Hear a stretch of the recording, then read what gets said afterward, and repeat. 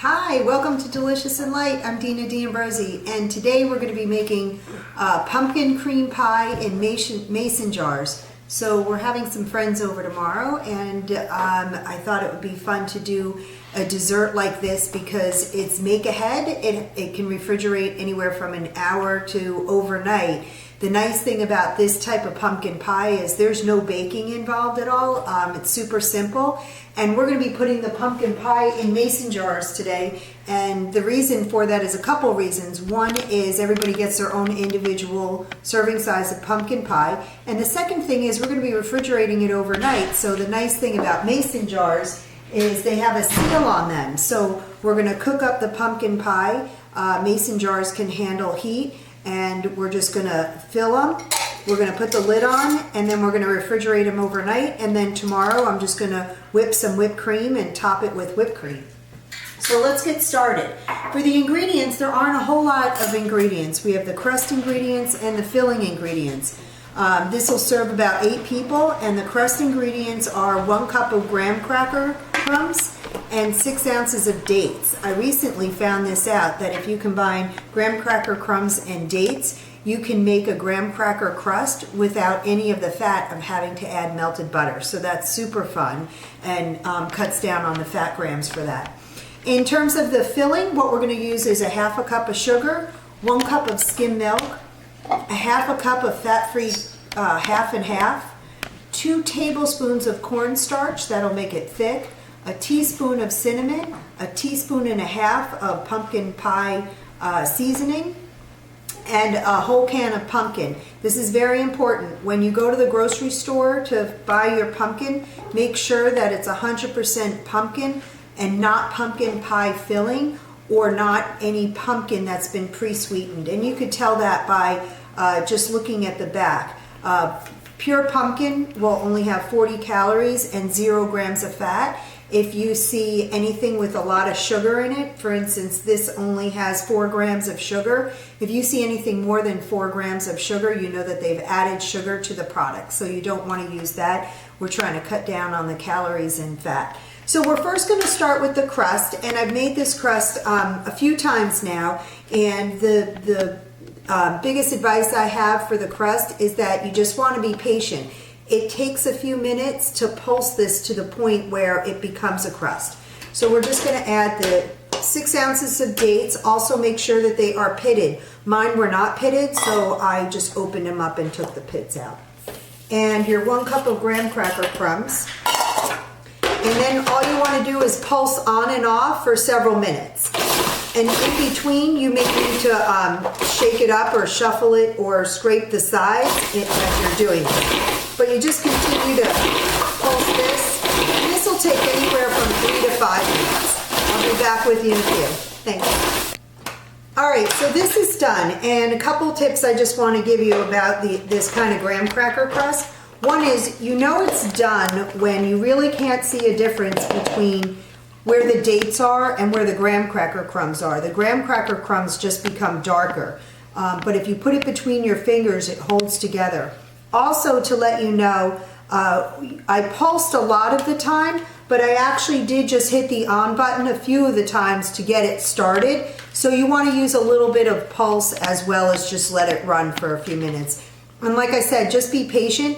It always seems like it's never going to come together, and in the end it always does. So once you've got your graham cracker crumbs, you just want to get your mason jars. So let's just bring these over. And get a spoon. And what I like to do to try to evenly distribute within the jars is I just kind of spoon a little bit out in each one first. And then when I've got them all spooned out and it seems like each jar has about the same amount, then I just press with my fingers on the bottom to make that nice, dense graham cracker crust that everybody is used to and likes. This is really super nice. This goes so well with pumpkin or with apple pie. You can also add cinnamon to this crust if you'd like. I didn't today. I've got cinnamon in the pumpkin itself, so I think that cinnamon flavor will really come through. So I'm just going to add a little bit more into some of these jars. And it seems like it's filling up a lot, but when you press it down, it actually goes down a lot. We'll just finish up with that.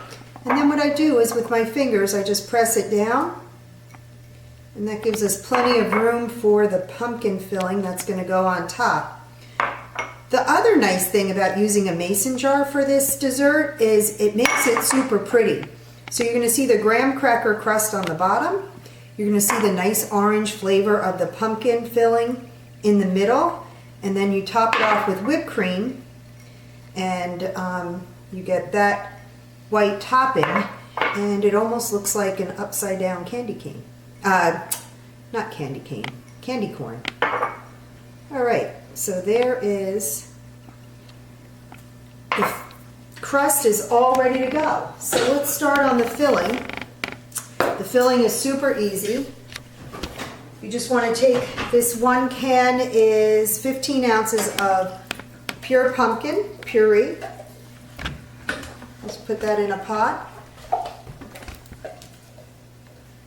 And then add the 1 cup of milk, half a cup of half and half, 2 tablespoons of cornstarch. This will hold it all together. And by the way, you don't have to remember all these measurements because we have this recipe posted on Delicious and Light. And so don't forget to put your email in Delicious and Light, and you'll get updates when we have new videos. 1 teaspoon of cinnamon. Also, don't forget to follow us and like us on Facebook. You'll also get updates on any new videos. And 1.5 teaspoons of pumpkin pie spice. Hey, you can get creative here too, and most importantly, you need 1/2 cup of sugar. You can get creative here too. If you like cloves or nutmeg, you can add that in. Pumpkin pie spice already has that in there, but if you want to emphasize any of those flavors, you can. So that's it, 1/2 cup of sugar. And what we're going to do is stir this around and turn the heat on medium to medium low. Let me just get this stirred in here nicely. Important note about cornstarch, you always want to make sure that your ingredients are either cold or room temperature, but you never want to use cornstarch when your ingredients are hot or it'll seize up and get clumpy. Oh, I could smell this already. It smells delicious. I haven't even cooked it yet. All right, so let's get the stove going. Put it on medium heat and we're going to stir. Whenever you're cooking with cornstarch, also just to note, as your ingredients get hot and start to get bubbly, it'll get thick really fast, and then you just need to cook it for maybe another 30 seconds to a minute, and that's it. Then you are done. So I'm going to let this cook anywhere between probably 3 to 5 minutes until it's thick, and I'll catch up with you at that point. All right, so we are getting bubbly here and it's thickening up a lot, so I'm just going to cook this for probably another minute or so, and you can see it getting much thicker and getting very bubbly. I can actually lower the heat at this point because it is at a full boil. And just continue to stir, and the reason you want to continue to stir is it can get clumpy if you don't. So I can feel it getting super thick, and just keep it at a low bubble and until it is pretty thick. It'll be like a pudding, which is pretty much exactly what we're doing here. All right, I think that we are probably good. So I'm just going to shut the heat off. And this is the beauty of the mason jars. Let's let that cool for a second. But the nice thing about the mason jars is you don't even have to wait at all. You can start filling right away. So again, as I do with the crust, I would say to do the same thing with the filling. And that is start small, maybe about 1/4 cup per mason jar. and just start filling your mason jars. A little bit more there. Until you have a little bit in each jar, and then you can just start building from there. And this way each jar gets about the same amount of filling.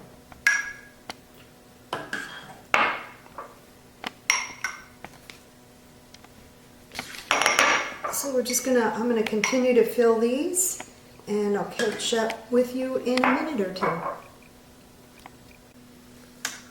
All right, so I'm just finishing up filling all of these jars with the pumpkin filling. Let's get that last little bit in.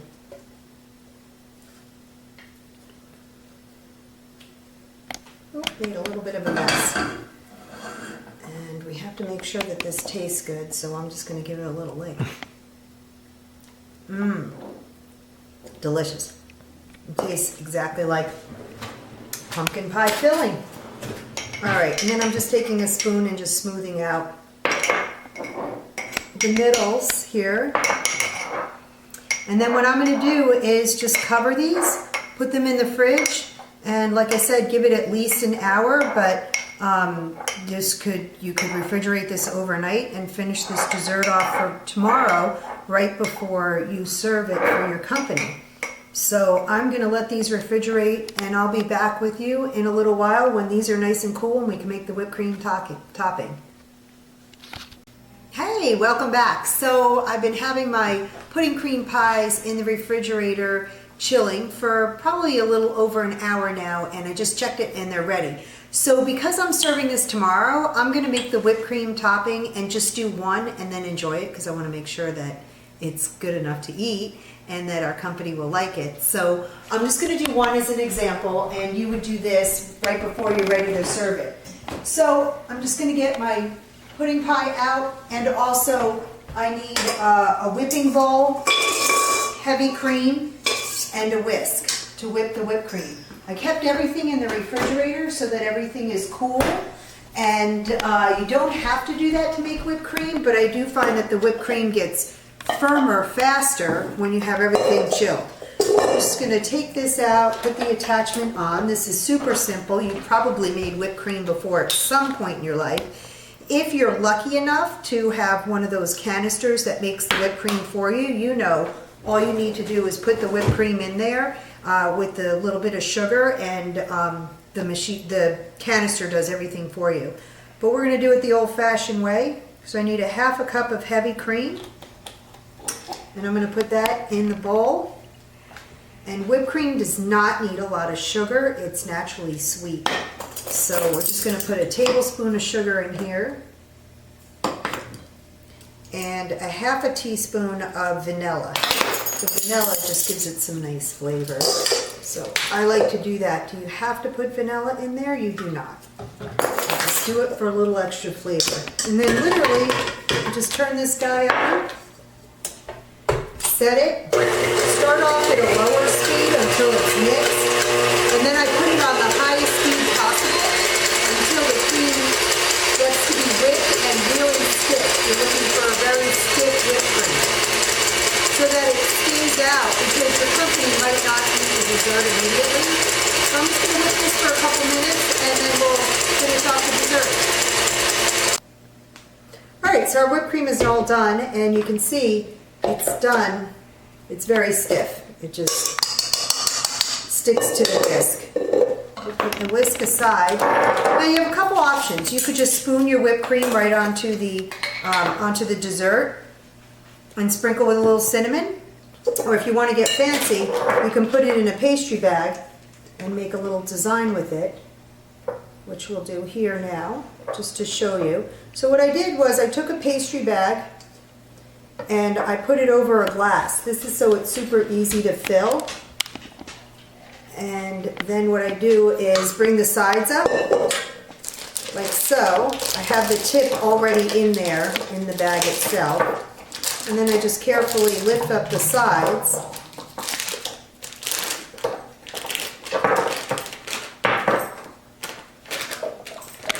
And you've got your filled pastry bag. So you want to bring this whipped cream down to the bottom where your tip is, and I just have to snip the tip. So I always put the tip in first so I know exactly where to cut in the bag.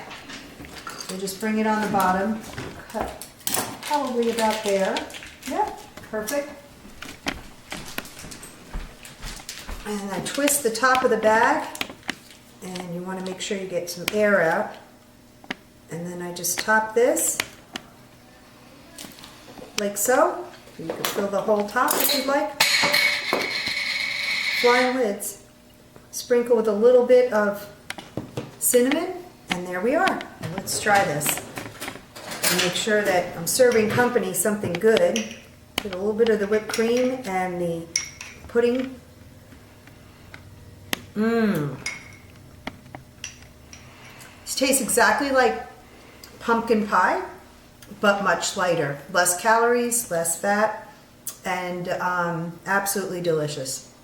Well, I'm going to finish up enjoying this, and until next time, enjoy. Thanks.